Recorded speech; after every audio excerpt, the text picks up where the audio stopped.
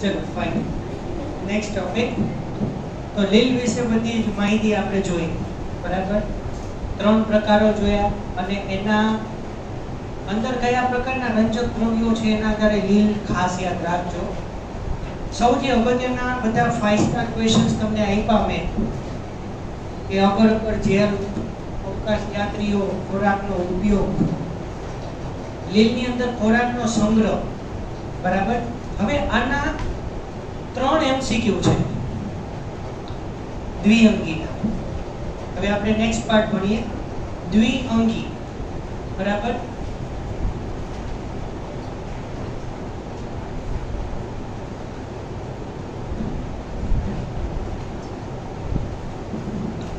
દ્વિઅંગીને કહેવાય બ્રાયોફાઇટા.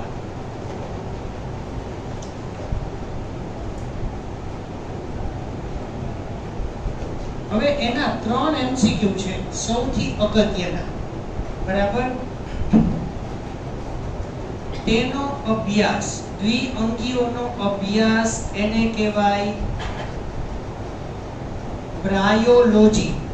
ભૂલ ન થાય, બરાબર.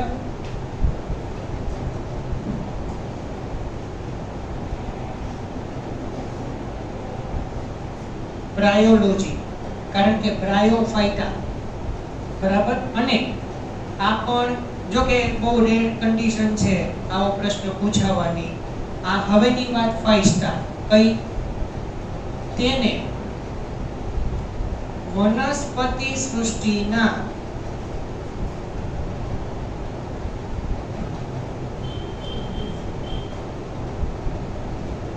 ઉભયજીવીઓ કહે છે.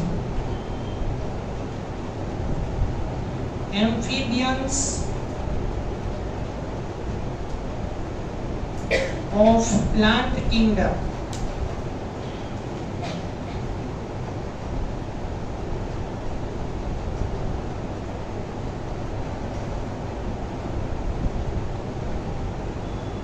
સૌથી ઇમ્પોર્ટન્ટ, બરાબર. કારણ કે આના પછી આપણે જે જોવાનું છે એ અનાવૃત બીજધારી, સોરી ત્રિઅંગી ટેરિડોફાઇટા. એ છે વનસ્પતિ સૃષ્ટિના સરીસૃપો. આપણે કોઈ પ્રાણી સૃષ્ટિમાં ઉભયજીવી, સરીસૃપ, વિહંગ, સસ્તન એવું આવશે. તો આના પછી જે ત્રિઅંગીઓ છે ને, જોજો ત્રિઅંગીઓ એક જ પેટર્ન કરો ખાલી.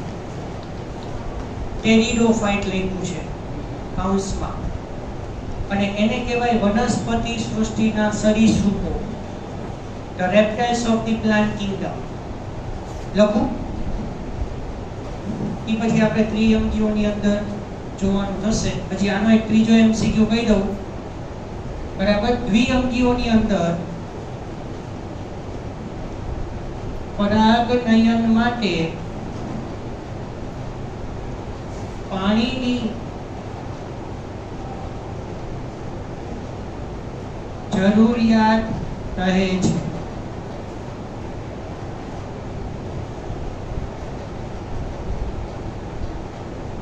પાણી વગર આની અંદર પરાગનયન નહીં થાય. અને તમને ખ્યાલ છે કે પરાગનયન એટલે શું?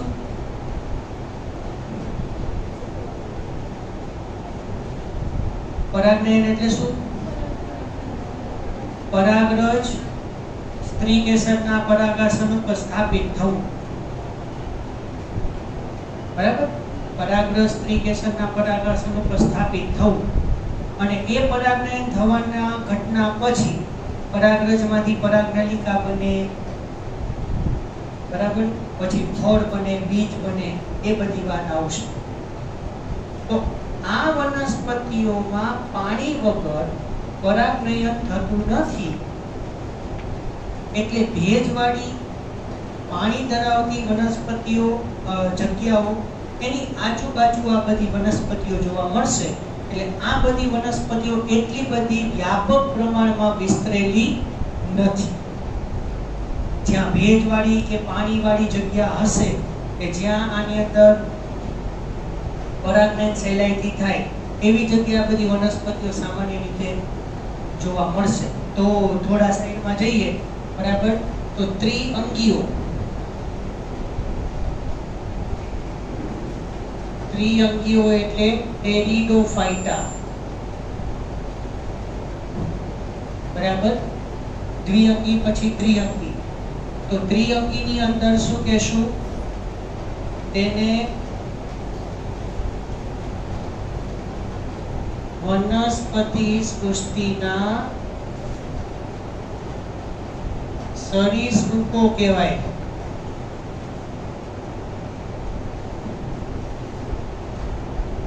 reptiles of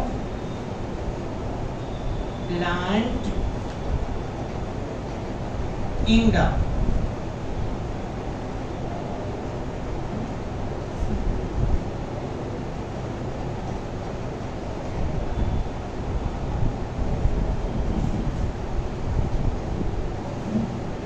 બરાબર.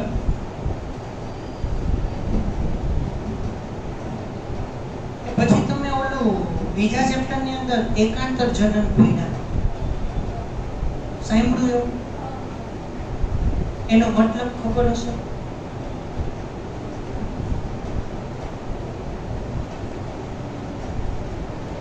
એનો મતલબ ખ્યાલ હશે? એકાંતર જનન.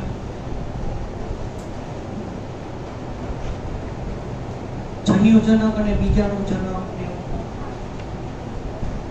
અચ્છા, એનો મીનિંગ કઈ રીતે શું સમજ? અચ્છા, વારા પરથી બે આવે, ઓકે, એટલે એકાંતરે આવે. તો કોને જન્યુજનન કહેવાય, કોને બીજાણુજનન કહેવાય, એવો કોઈ આઈડિયા ખરો?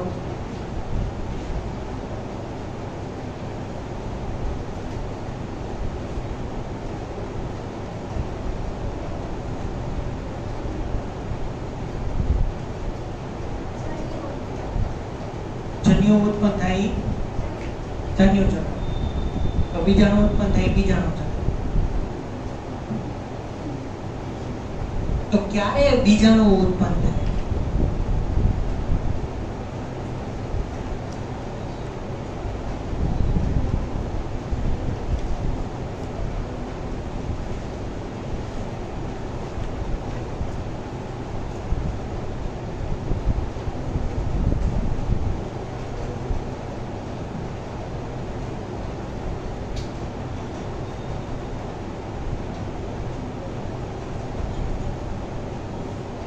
દસમું ચેપ્ટર ચાલી ગયું? કઈ વાંધો નહીં, ચલો. કોઈ આઈડિયા? કઈ વાંધો, જો ધ્યાન રાખો.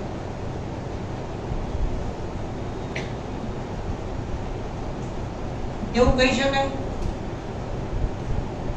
કે સજીવ એકકીય હોય કે દ્વિકીય? આ પેલા ખબર છે ને, એકકીય દ્વિકીય. મને એવું લાગ્યું એટલે પૂછ્યું. એકકીય દ્વિકીય. આપણે એકકીય દ્વિકીય.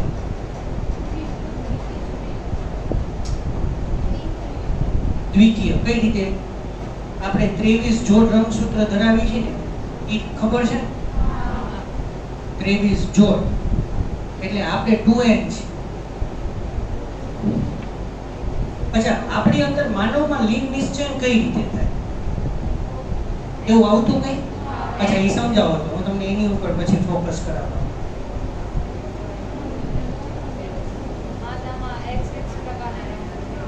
Okay okay, done. માદામાં XX અને નરમાં XY. આગળ વધો. પછી જો XX પ્રકારના બે રંગસૂત્રોનું ફલન થાય. ફલન પહેલાની કઈ?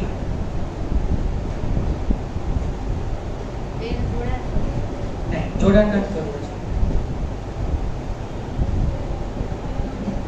અચ્છા, આ જે XX કહો છો એ લિંગી રંગસૂત્ર. બાકીના જે 22 જોડ રંગસૂત્ર હોય દૈહિક હોય, એ ખબર છે ને?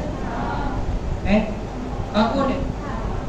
અચ્છા, જો આવું કહી શકાય.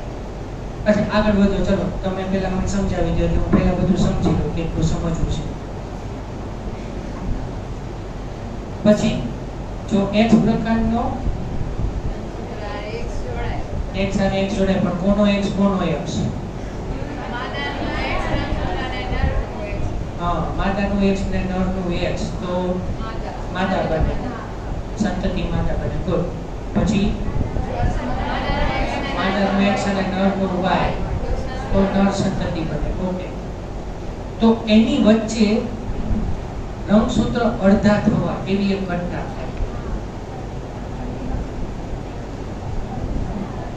અર્ધીકરણ થાય ને, અર્ધીકરણ થાય ને. હવે ઈ અર્ધીકરણ શું કામ થયું સાંભળો. જો આપણે માદાનો સિમ્બોલ ખબર અને માદા કેવી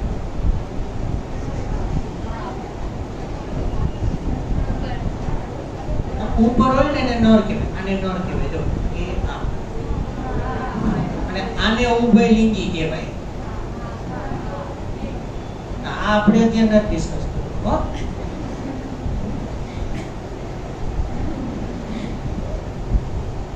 હા, એટલે આવું પુષ્પમાં સંજ્ઞાઓ બધી આવી ગઈ. તમે ફેમિલીઝ બધી એટલે કુળ બધા ભણ્યા ત્યારે. તો માદા જે છે એની અંદર 46 રંગસૂત્ર છે, પણ 22 જોડ દૈહિક રંગસૂત્ર A પ્લસ XX આમ હોય. 46 રંગસૂત્ર આવે, આમ લખાય. બરાબર. તો નર અને માદા બંનેની અંદર માત્ર તફાવત ક્યાં છે? પ્રજનન તંત્ર સંબંધિત. આપણે કોઈ જેવું ભણ્યા નરનું પાચન તંત્ર અને માદાનું પાચન તંત્ર, નરનું રુધિરાભિસરણ તંત્ર.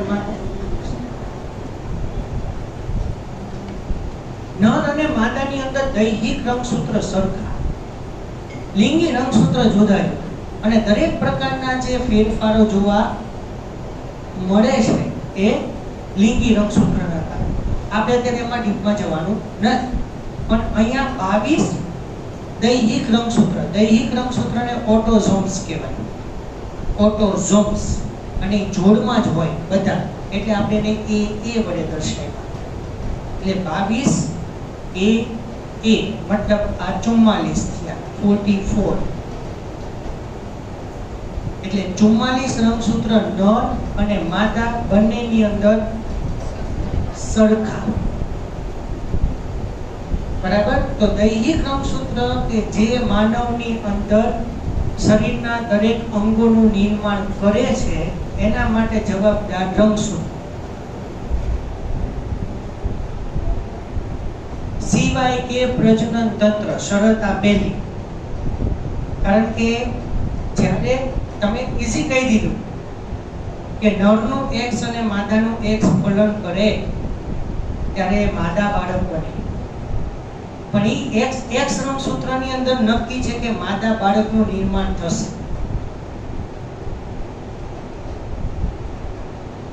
આપણે જેમ એમ કહી છીએ કે માતા પિતાના લક્ષણો બાળકની અંદર ઉતરી આવવાની ઘટના એટલે આનુવંશિકતા. આપણા માતા પિતા આપણું લિંગ પણ નક્કી કરે છે. આપણા માતા પિતા આપણું લિંગ પણ નક્કી કરે છે, આપણી જાતિ પણ નક્કી કરે છે કે આપણે નર બનશું કે માદા. પણ જ્યારે આપણું ફલિતાંડ બન્યું, આપણું જ્યારે ફલિતાંડ બન્યું, માતા પિતાના જ્યારે કોષો એકબીજાની સાથે જોડાયા, એ ફલિતાંડના નિર્માણ ટાઈમે આપણું નિર્માણ થઈ ગયું. ડેફિનેટલી આ જ લક્ષણ વાળો નર કે આ જ લક્ષણ વાળી માદા કે વોટેવર જે બનશે તે.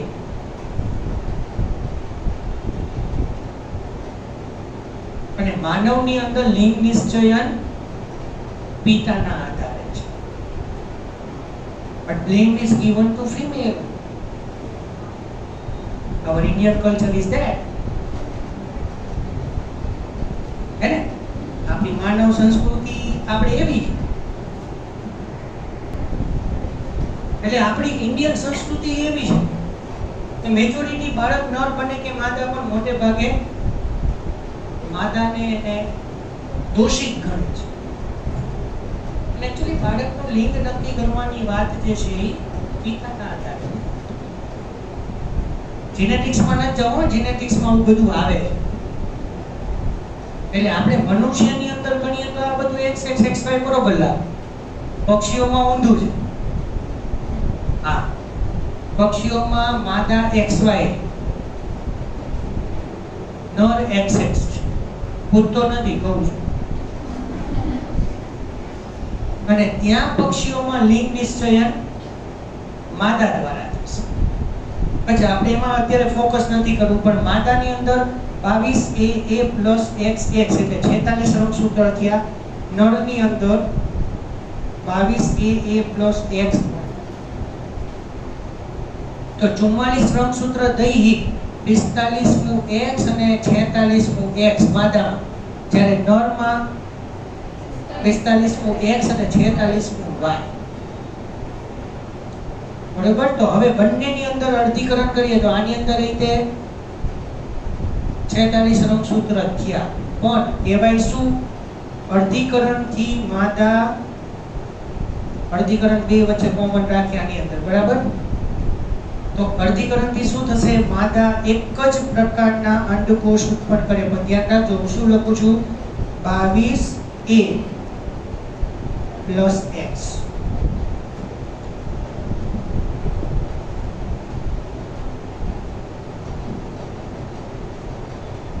બરાબર. અને થઈ ગયા 23 રંગસૂત્ર. આપણા માતા પિતા જે છે એ જે કોષો ઉત્પન્ન કર્યા એની અંદર આપણી અંદર 46 રંગસૂત્ર પિતૃઓ જેટલા જળવાઈ રહે એના માટે અર્ધીકરણની ઘટના છે. કહેવાનો મતલબ ઈ છે મારો. તો જે નર છે એની અંદર 50% શુક્રકોષો X પ્રકારના હશે, બરાબર. ખ્યાલ આવે છે? તો 50% શુક્રકોષો X પ્રકારના અને 50% શુક્રકોષો Y પ્રકારના. તો એની અંદર પણ 23 રંગસૂત્ર જ આવે. ક્લિયર? હા, હવે તમે આ 23 નું જોડાણ કરો. હવે આ પરફેક્ટ થઈ ગયું. તો જો માદાનો 23 રંગસૂત્ર ધરાવતો અંડકોષ શું બનશે?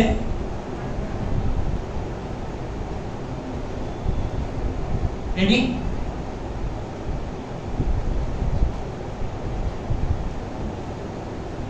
ત્યારે આપણે એમ કહી છીએ કે માનવની અંદર બાળક નર બનશે કે માદા એનો આધાર પિતા પર છે, પણ શક્યતા 50%.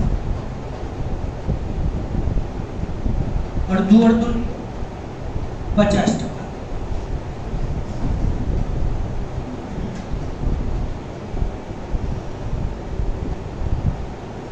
50-50 નહીં, 50%.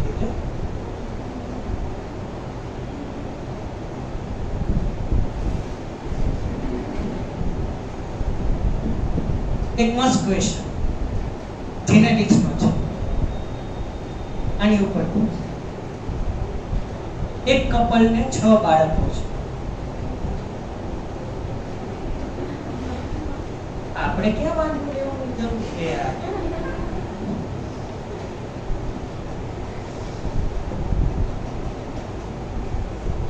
પૂછું કે ન પૂછું?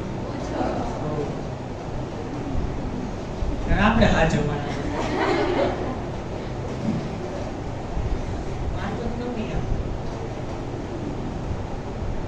એક કપલ ને 6 બાળકો છે, એમાં 5 માદા.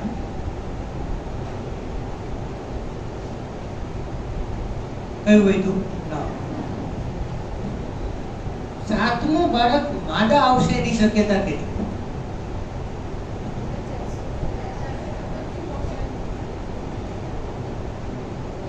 પ્રશ્ન ખબર પડી?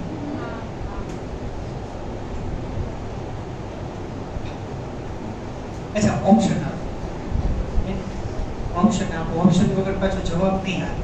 A 0%, B 25%, C 50%, D 75% અને E 100%. 5 ઓપ્શન.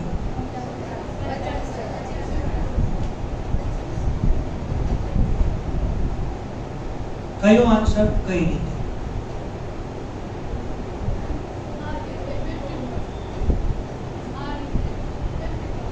આપણે જો આ રીત અલગ હતી, ઓલી રીત અલગ છે. 6 બાળકો, 5 માદા, 1 નર. સાતમું બાળક માદા. માદા કીધું? માદા.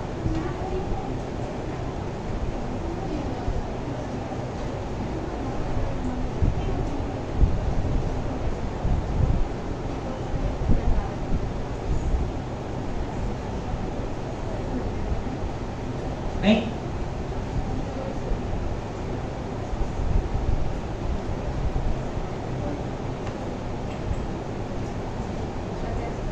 50%.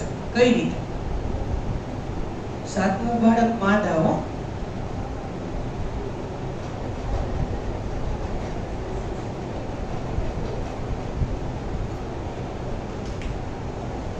આખો વેચો ના દેખાય પાછું.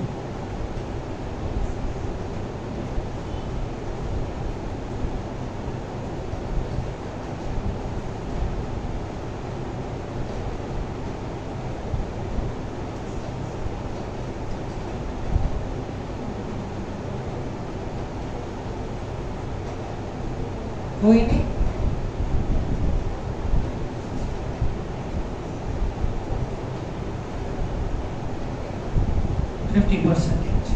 કઈ રીતે?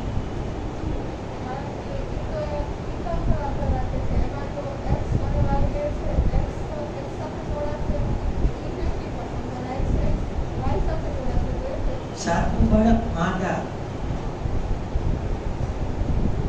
6 માંથી 5 તો માદા છે અને 1 નર છે.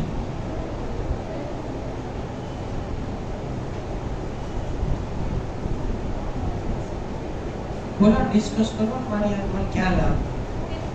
50% કઈ રીતે? 6 માંથી 5 માદા છે.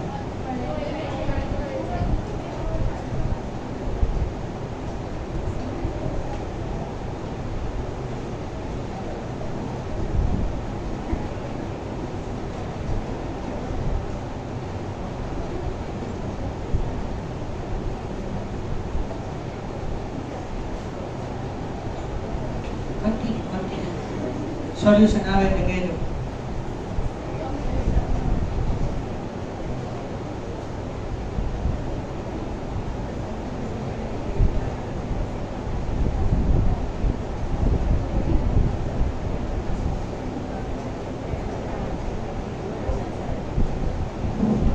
થઈ ગયું? 50%? કઈ તો સંખ્યા ઉપર આધાર ન રાખે. આ કપલ ની અંદર માદા બનવાની શક્યતાઓ વધારે નહીં? એવું ન કેવું?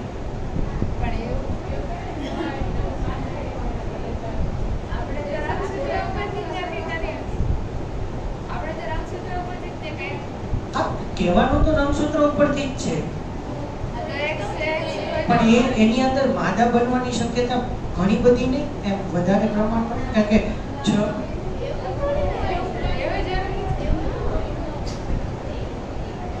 કન્ફ્યુઝ કરવો એ મારો ગુણધર્મ. હું તમને કન્ફ્યુઝ એવી રીતે કરતો રહીશ.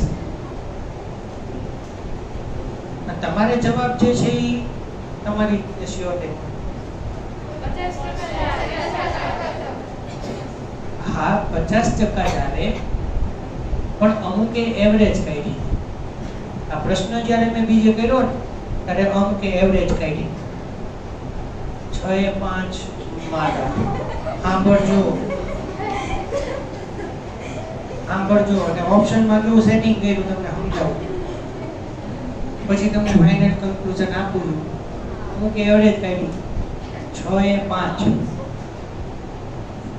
એટલે મારા ખ્યાલથી 80-85% તો માદા બનવાની પૂરેપૂરી. સાહેબ 100%. બોલો, 100% સાતમું માદા જ બનશે એમ ગેરંટી.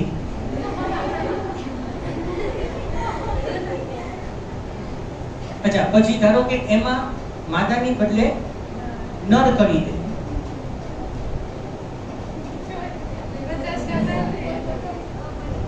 એવરેજ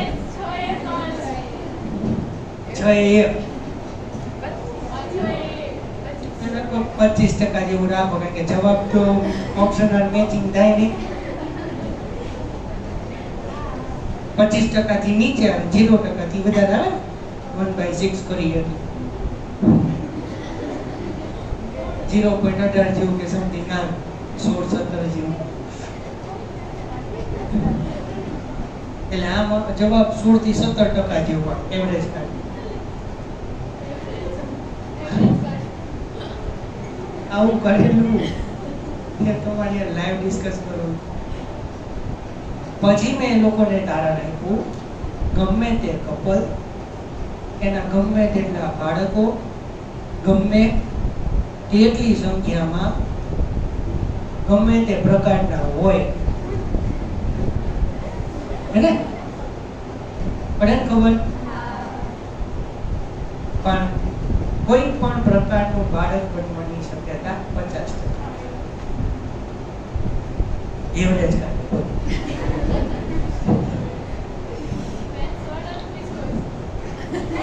હું થોડો જતો મેથ્સ વાળા ક્લાસમાં, એટલે મેથ્સ આગળથી એવરેજ કાઢવા શીખીને ખબર નહીં. એવરેજ કાઢી કેલ્ક્યુલેટર થી ગણતરી કરી. વાહ જવાબ કેલ્ક્યુલેટર 1/6 5/6.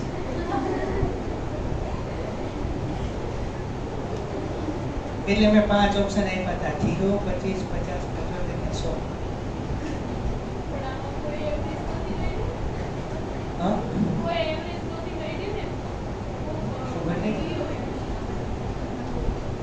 એટલે આમ હવે તો શું જવાબ મળી ગયો, એટલે હવે તો ના જ પાડે ને.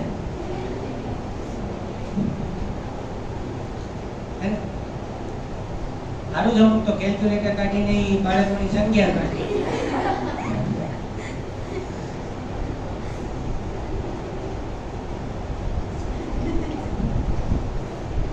નીટમાં પૂછાઈ ગયેલો પ્રશ્ન આપ્યો હતો તમને, પણ જવાબ તમને ઓલરેડી ખ્યાલ જ હોય. બને તો એક જ, એટલે શક્યતા 1/2, આ અથવા આ, એવોનો મીનિંગ. પછી આ 50-50 બોલીને અમે ઈમાંય કટકા પડે ને ખબર, અડધું બાળક નર, અડધું બાળક.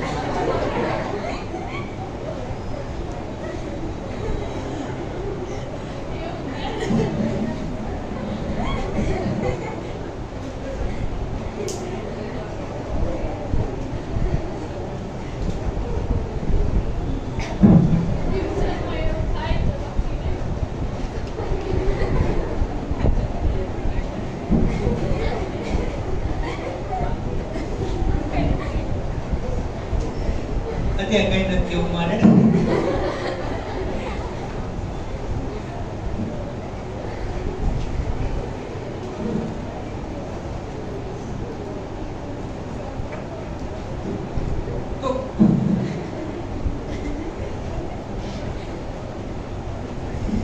તો અહીંયા જે પુત્રી બને કે પુત્ર બને, એની અંદર 23 રંગસૂત્ર માતાના, 23 રંગસૂત્ર પિતાના, એટલે એની અંદર 46 રંગસૂત્ર સચવાશે.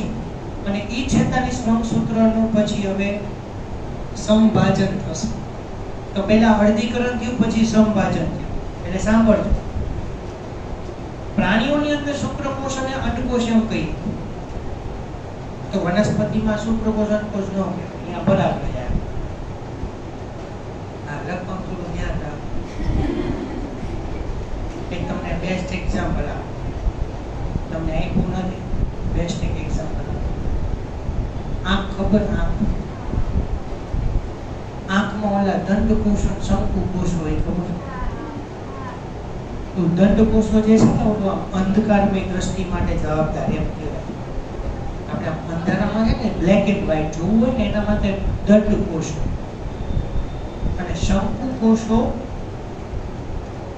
કલરફુલ, રંગબેરંગી દ્રષ્ટિ. એક સ્ટુડન્ટને મેં પ્રશ્ન, એટલે પેપરમાં પ્રશ્ન કર્યો, માનવ આંખની આકૃતિ સવિસ્તાર વર્ણન કરો. એને વર્ણન કર્યું. માનવ આંખ खोपड़ीમાં ખૂપેલી હોય, બે આંખ વચ્ચે નાક હોય, બંને આંખો જુદી. હવે સાંભળજો,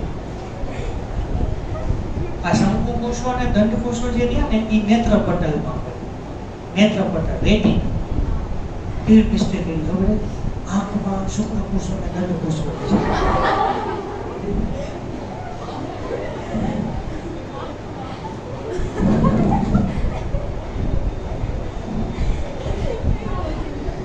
મારી પાસે હજી એ પેપરનો ફોટો પડેલો છે. હું ક્યારે કંટાળું તો હું બેસી જોતો. 10 મિનિટ માટે મને એમ થયું કે કાં તો આ બાયોલોજી પણ કે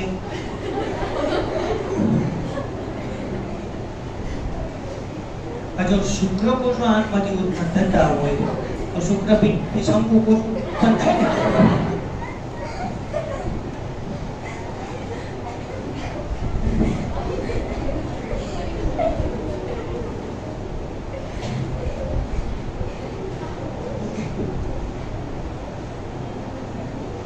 અને સિમ્પલ આર્ગ્યુમેન્ટ કેવું ખબર? સર ભૂલથી લખે, ઉતાવળમાં લખે.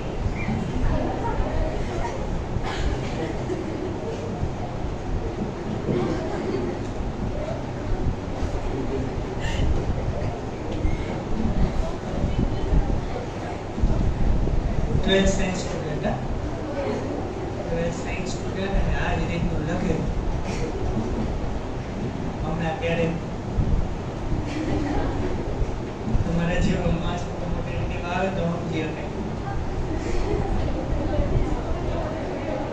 કોઈ એટલે એનો મતલબ લખવામાં ધ્યાન રાખવું પડે. એમ ઉતાવળથી કેવી ભૂલ થઈ જાય તો કેવું?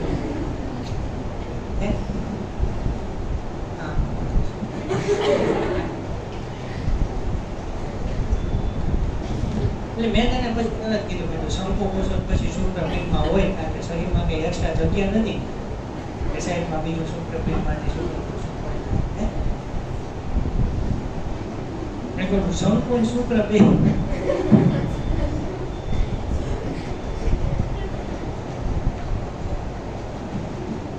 એમાં એવું હોય કે 2 ચેપ્ટર આડે આવ્યા હોય ને એમાં પ્રોબ્લેમ થાય.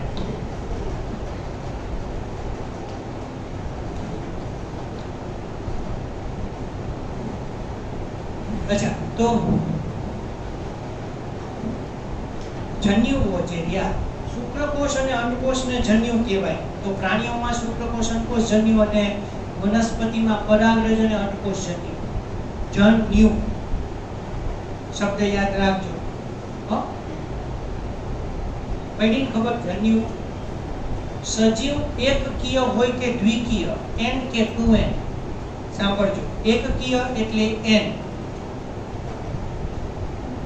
અને દ્વિકીય એટલે 2n. પછી ત્રિકીય તો આવડે? આવડે ને, આવે એમ નહીં. તો આ 2n હોય અને આ 2n હોય તો આ n થઈ જાય ને.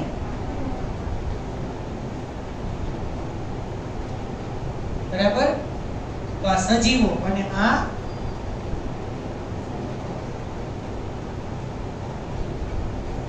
તો એકકીય જન્યુ સાથે જોડાઈને બરાબર ને ફલનની ઘટના કરે એટલે નીચે જે ફલિતાંડ બને તો ફલિતાંડ હંમેશા કેવું હશે? દ્વિકીય હોય ને. પણ જો સજીવ એકકીય હોય કે દ્વિકીય, એના જન્યુઓ હંમેશા એકકીય જ હોય. કોને ખબર? બરાબર? સજીવ એકકીય હોય કે દ્વિકીય, એના જન્યુઓ હંમેશા એકકીય જ હોય. તો એકકીય સજીવ હોય તો એકકીય જન્યુઓ સાંભળો છે સંભાજનની પ્રક્રિયા દ્વારા જન્યુ ઉત્પન્ન કરે. બરાબર? અને જો દ્વિકીય સજીવ હોય તો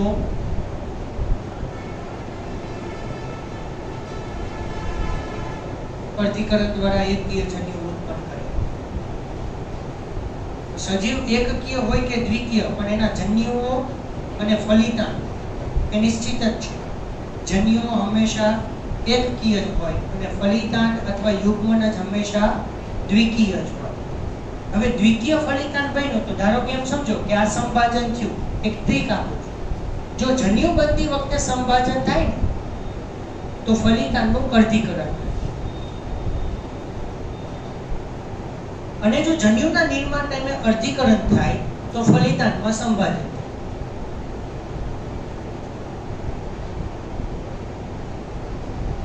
કઈ વાત? આ એકકીય વનસ્પતિ છે, એનો એકકીય જન્યુ સંભાજનથી બન્યો, એટલે નર વનસ્પતિ લ્યો એકકીય જન્યુ બન્યો, માદા લ્યો એકકીય જન્યુ બન્યો. હવે બે એકકીય જોડાઈને શું બનાવશે? દ્વિકીય. પણ કોણ? ફલિતાંડ અથવા યુગ્મનજ. ક્લિયર? હવે ઈ ફલિતાંડ કે યુગ્મનજનું હવે અર્ધીકરણ થાય અને એકકીય બીજાણુઓ બને. એટલે અહીંયા જે જન્યુઓ બન્યા ને એને કહેવાય જન્યુજનક અવસ્થા. અને પછી ફલિતાંડ જ્યારે બને છે એમાંથી બને છે બીજાણુજનક અવસ્થા. તો જન્યુજનક અવસ્થા એ પેઢી અસ્તિત્વ નાબૂદ નથી હો, પેઢી પૂરી, નવી પેઢીની શરૂઆત. પડે જ ખબર? એટલે જન્યુજનક અવસ્થા એ ટાઈમે જન્યુ ઉત્પન્ન થાય. પછી મુખ્ય વનસ્પતિ દેહ કેવો છે એના આધારે નક્કી થશે કે અર્ધીકરણ થશે કે સંભાજન. તો આપણે એક વસ્તુ પકડો કે એકકીય વનસ્પતિ છે તો એને સંભાજનથી એકકીય જન્યુઓ બને, ફલન થયું, ફલિતાંડ થયું. ક્લિયર? તો હવે એ ફલિતાંડની અંદર અર્ધીકરણ થશે અને બીજાણુઓ બનશે. અને એ બીજાણુઓ કેવા હશે? એકકીય. અને એ હવે વૃદ્ધિ વિકાસ કરીને મુખ્ય વનસ્પતિ બનાવશે. તો ધારો કે હવે આપણે ઊંધું દ્વિકીયનો વિચાર. તો મેઇન વનસ્પતિઓ જો દ્વિકીય હોય તો જન્યુઓ કઈ રીતે બનાવશે? અર્ધીકરણ બનાવે. એટલે અર્ધીકરણ પહેલા થઈ ગયું, એટલે હવે એકકીય જન્યુઓ જોડાઈને દ્વિકીય ફલિતાંડ બનાવે. તો દ્વિકીય ફલિતાંડમાં હવે સંભાજનથી બીજાણુઓ બનશે અને એ બીજાણુઓમાંથી પછી પોતે સ્વતંત્ર વનસ્પતિનું સર્જન થશે. કારણ કે મેઇન વનસ્પતિ દ્વિકીય છે. આપણી અંદર એક થયું માનવની માતાને પિતામાં 46 અંગસૂત્ર, જન્યુઓ જ્યારે બન્યા ત્યારે 23 થયા. જ્યારે ફલિતાંડ આ ફલિતાંડમાંથી પુત્રી બને કે પુત્ર બને એવું આપણે ભૂલીએ. એટલે પછી એ ફલિતાંડની અંદર હવે સંભાજનની ઘટના થશે.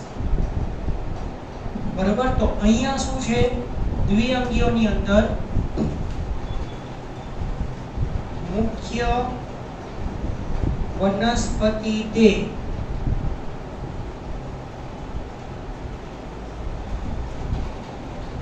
જન્યુજનક છે. બરાબર? મુખ્ય વનસ્પતિ દેહ જન્યુજનક છે એટલે કે એકકીય છે. એટલે દ્વિઅંગીની અંદર જન્યુજનક અવસ્થા મુખ્ય થઈ. પડે જ ખબર? જ્યારે એ જન્યુઓના જોડાણથી જ્યારે યુગ્મનજ બનશે અને એમાંથી જ્યારે બીજાણુઓ બનશે ત્યારે એ કેવા હશે? 2n. પછી એનું વર્ગીકરણ થાય. તો આની અંદર બીજાણુજનક અવસ્થા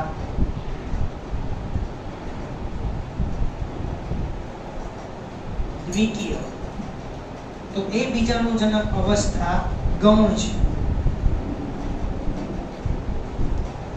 એટલે અહીંયા દ્વિઅંગીની અંદર બધી જ વનસ્પતિઓ કેવી હશે? એકકીય.